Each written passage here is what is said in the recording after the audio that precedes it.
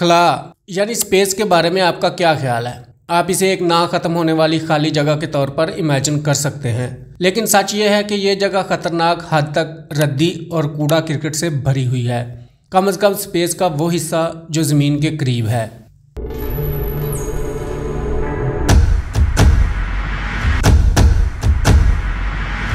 दोस्तों, हमारे छोटे से नीले सियारे के गिर्द 4500 से ज़्यादा सैटेलाइट मौजूद हैं।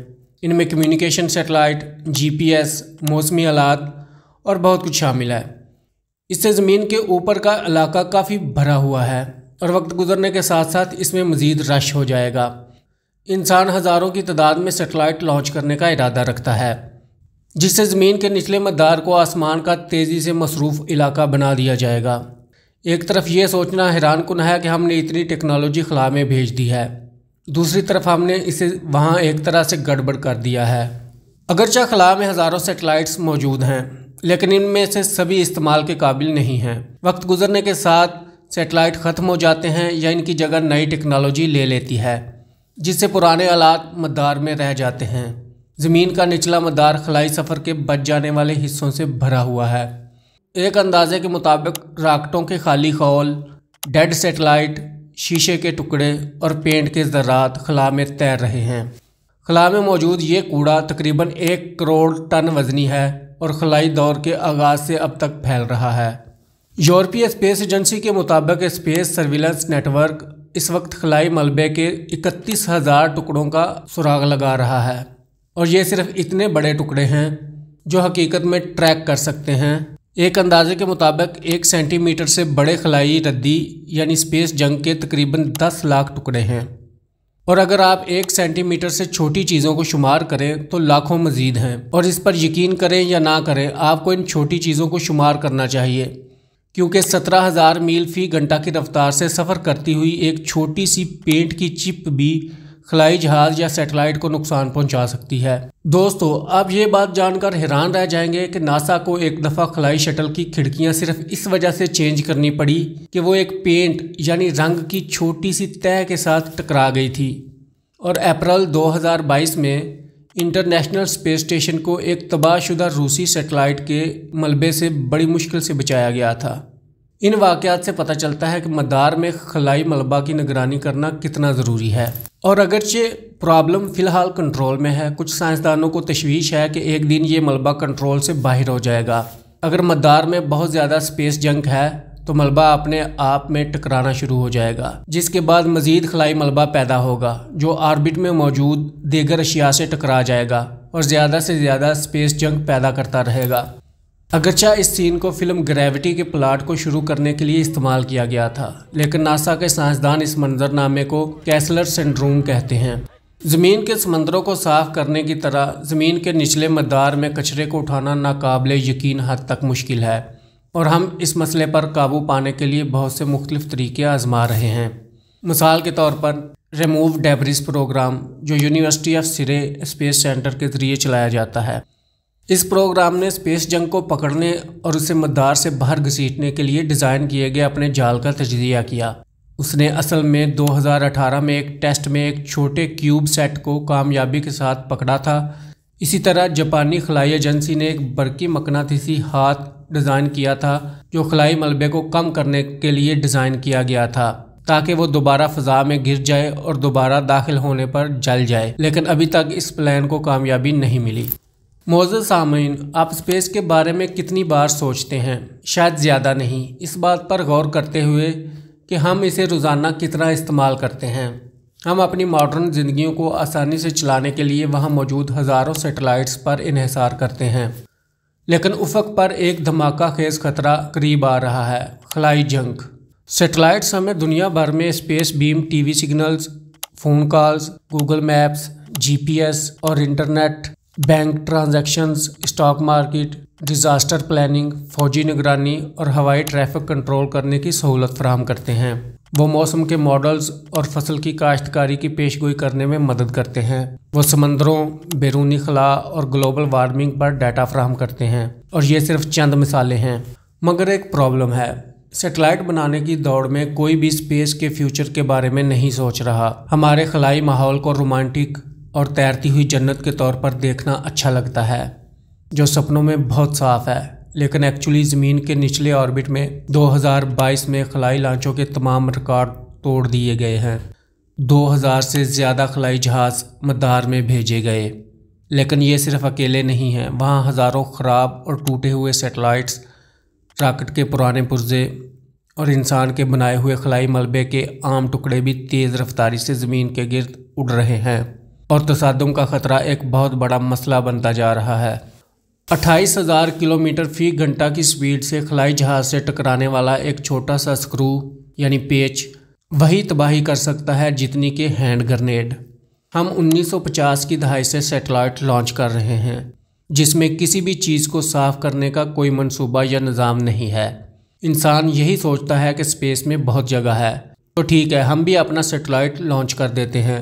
वहाँ 90 से ज़्यादा ममालिक काम कर रहे हैं और 2030 तक के एक अंदाजे के मुताबिक 17,000 नए सैटेलाइट्स लॉन्च कर दिए जाएंगे, जिसे देखकर ऐसा लग रहा है कि हम ज़मीन से खला तक कूड़े का एक हाईवे बना देंगे। अगर मौजूदा इंसान ने कुछ ना किया तो निचले ऑर्बिट के कुछ हिस्से आने वाली नस्लों के लिए नाकाबिले इस्तेमाल होंगे।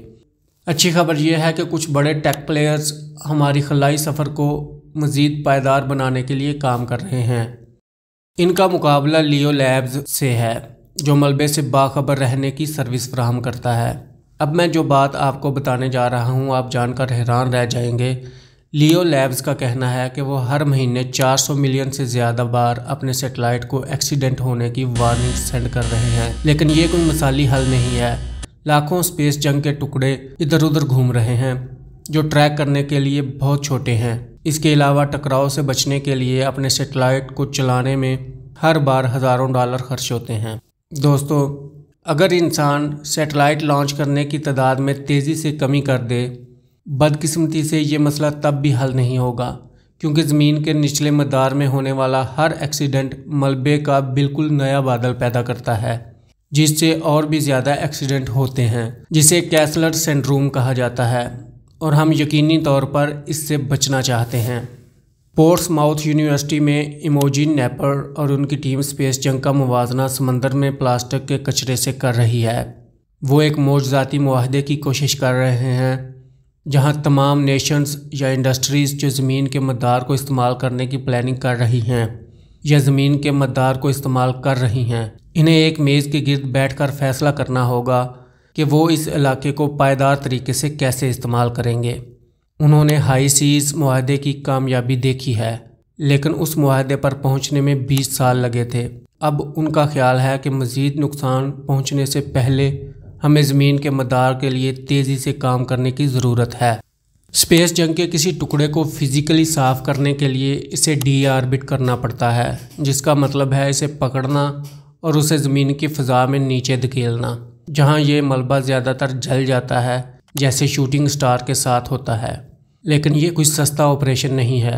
एक एक्सपर्ट का कहना है कि स्पेस क्राफ्ट को हटाने का मिशन $100 मिलियन का हो सकता है।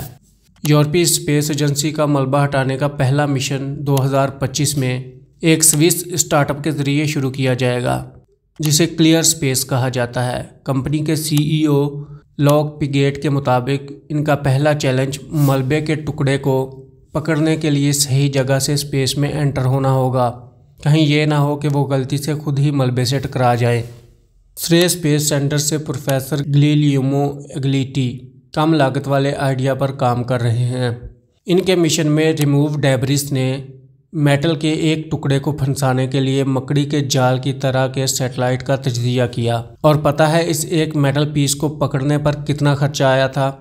15 मिलियन यूरोज़। और बदकिस्मती से कोई स्पेस पुलिस भी नहीं है जिसे आप भेज सकें और लोगों को जुर्माना कर सकें जो हमारी स्पेस को गंदा कर रहे हैं। दोस्तों, एक और मसला भी है कि एक मुल्क की सफाई की टेक्नोलॉजी दूसरे मुल्क के लिए तबाहकुन हथियार हो सकती है। यूरोप, चीन और ऑस्ट्रेलिया में झाड़ू लेज़र्स तैयार किए जा रहे हैं, जिन्हें स्पेस जंग के टुकड़ों को तसादुम से रोकने के लिए स्पेस में ही फायर किया जा सकता है। लेकिन रशियन मिलिट्री पर हाल ही में शक जाहिर किया गया है कि वो ज़मीन से दूसरे मसनूई सियारों को नाबीना करने और नुकसान पहुंचाने के लिए एक जायंट लेज़र तामीर कर रही है। मसनूई सियारे दर हकीकत हर मुल्क के लिए स्ट्रेटजी के लिहाज से अहम हैं। मगर ज़मीनी मिज़ाइलों से नापसंदीदा या नाकारा मसनूई सियारों को तबाह करना भी ज़मीन के निचले मदार के लिए एक माहौलियाती आफत रहा है। इब्तदाई मराहल में अमेरिका की तरफ से, फिर चीन, फिर भारत और हाल ही में रूस की तरफ से इस किस्म के टेस्ट किए गए हैं। खलाई माहौल पर इन हथियारों का असर खुद सैटेलाइट के नुकसान से भी बदतर है, और ज़्यादातर इस वजह से कि हर एक टेस्ट मलबे का एक बहुत बड़ा मैदान पैदा करती है। मिसाल के तौर पर रूस की तरफ से किया जाने वाला ताज़ा तरीन टेस्ट बरसों तक इंटरनेशनल स्पेस स्टेशन की कार्रवाइयों को मुतासर करेगा, तो ये एक सीरियस मसला है।